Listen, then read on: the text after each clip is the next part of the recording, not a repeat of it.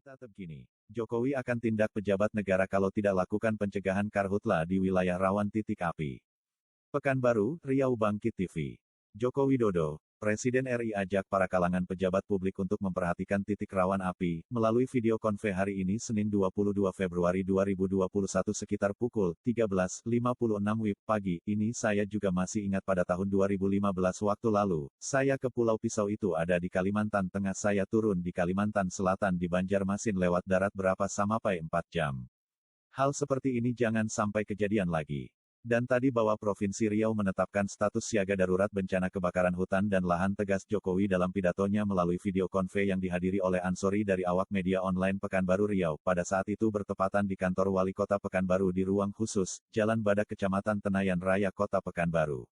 Ini bagusnya bersiap-siap sampai nanti administrasinya payung hukumnya belum siap sudah ada kebakaran hutan lagi, kebakarannya membesar mau melakukan sesuatu nggak ada payung hukumnya, dan didahului, dulu sebelum, karena termasuk untuk kebakaran hutan, karhutla kebakaran hutan ini dari pengalaman yang lalu angkanya lebih tinggi dibandingkan provinsi-provinsi, yang lain pada bulan Februari ini Pulau Sumatera berpotensi terjadi, karena di wilayah Sumatera sudah mulai memasuki musim kemarau titik panas, jelas Jokowi dalam pidatonya di video konfe tersebut.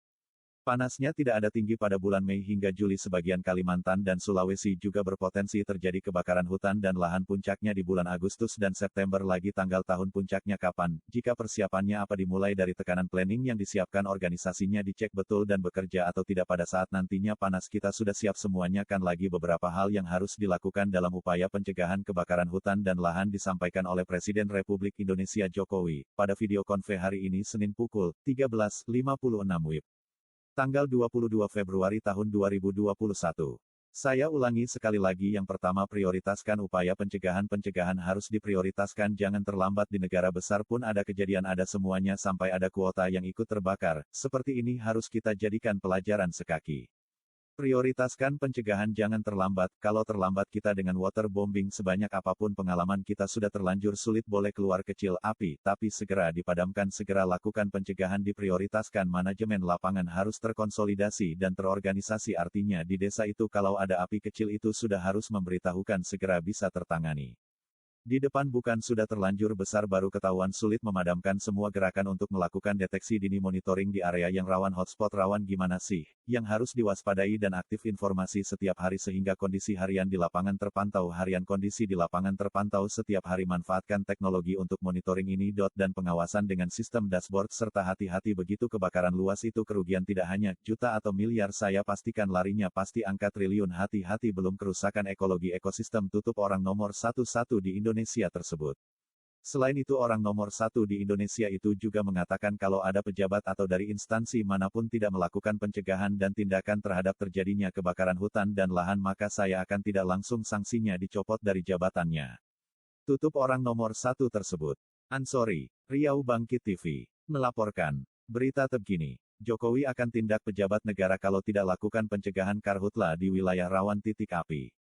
Pekanbaru, Riau Bangkit TV.